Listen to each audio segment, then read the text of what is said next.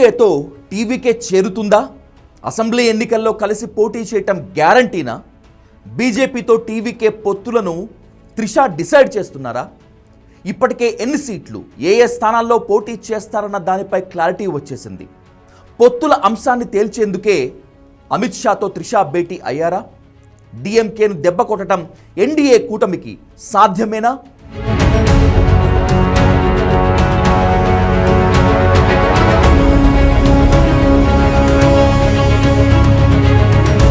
తమిళనాడు రాజకీయాలు రంజుగా సాగుతున్నాయి.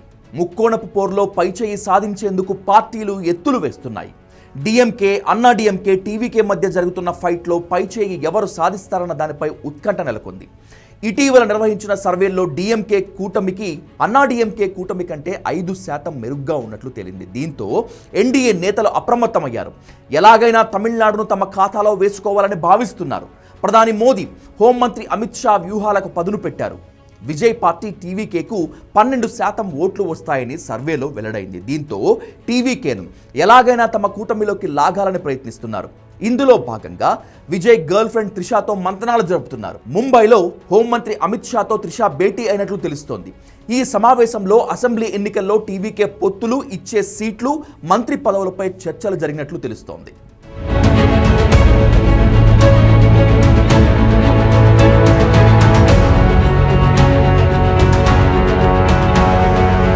NDA TVK పొత్తు విజయ్ పార్ట్నర్ త్రిష చేతిలో ఉందని రాజకీయ వర్గాల్లో పెద్ద ఎత్తున ప్రచారం జరుగుతోంది. కొంతకాలంగా విజయ్ త్రిషతో డేటింగ్ చేస్తున్నారు. కలిసి ఒకే ఇంట్లో ఉంటున్నారు. బీజేపీ చీఫ్ నైనార్ నాగేంద్రన్ నటి ఇంటి నుంచి బయటకు రావాలని వ్యాఖ్యానించడం, ఆ తర్వాత సంగీతతో విజయ్ విడాకుల వ్యవహారం బయటపడటం చకచకా జరిగిపోయాయి. త్రిషతో ఎఫ్ఐఆర్ కారణంగా విడాకులకు దరఖాస్తు చేసుకున్నట్లు విజయ్ భార్య సంగీత చెప్పుకొచ్చారు. డైవోర్స్ వ్యవహారం కోర్టులో ఉంది. దీంతో విజయ్, త్రిష వాళ్ళిద్దరూ తమ వ్యవహారాన్ని ఇక దాచకూడదని డిసైడ్ అయినట్లుగానే తెలుస్తోంది. ఓ నిర్మాత కుమారుడి వివాహానికి విజయ్, త్రిష ఒకే వాహనంలో కలిసి వచ్చారు. ఈ పరిణామంతో విజయ్, త్రిష డేటింగ్ చేస్తున్నారన్న వార్తలకు బలం చేకూరింది. ఇంతలోనే విజయ్తో త్రిష పెళ్లి అంశాన్ని ఆమె తల్లి పరోక్షంగా అంగీకరించారు. గతంలో ఓ ఇంటర్వ్యూలో అడిగినటువంటి ప్రశ్నకు సీఎం కావాలన్నదే ధ్యేయమని త్రిష చెప్పుకొచ్చారు. ఇప్పుడు పొత్తులను ఆమె డిసైడ్ చేస్తున్నారు. జయలలితలాగా ఆమె సీఎం అవుతారన్న అంచనాలు బలపడుతున్నాయి.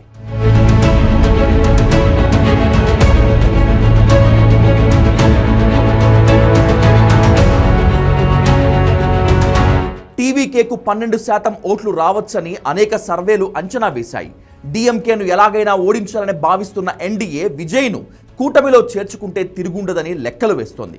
అన్నా డిఎంకే, బీజేపీ, టీవీకే పార్టీలు కలిస్తే డిఎంకేను సులువుగా ఓడించవచ్చని ఎన్డీఏ నేతలు లెక్కలు వేసుకున్నారు.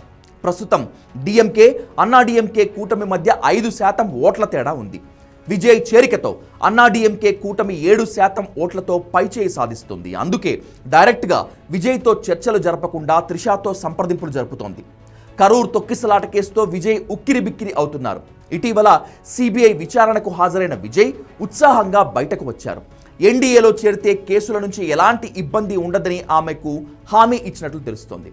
అంతేకాకుండా జననాయగన్ విడుదలకు సహకరిస్తామని చెప్పినట్లు సమాచారం. సెన్సార్ బోర్డు సైతం విజయ్ సినిమాను పునః పరిశీలించేందుకు తాజాగా అంగీకరించినట్లు తెలుస్తోంది. ఇదంతా త్రిష అమిత్ షాతో భేటీ వల్లనే సాధ్యమైందని సినీ వర్గాల్లో ప్రచారం జరుగుతోంది. ఇదిలా ఉండగానే మాజీ సీఎం పళనిస్వామి తనయుడు మిథున్ కూడా అనేక మార్లు త్రిషతో సమావేశమయ్యారు. ఎన్డీఏలో చేరికపైన త్రిష, మిథున్ మధ్య చర్చలు జరిగినట్లు తెలుస్తోంది.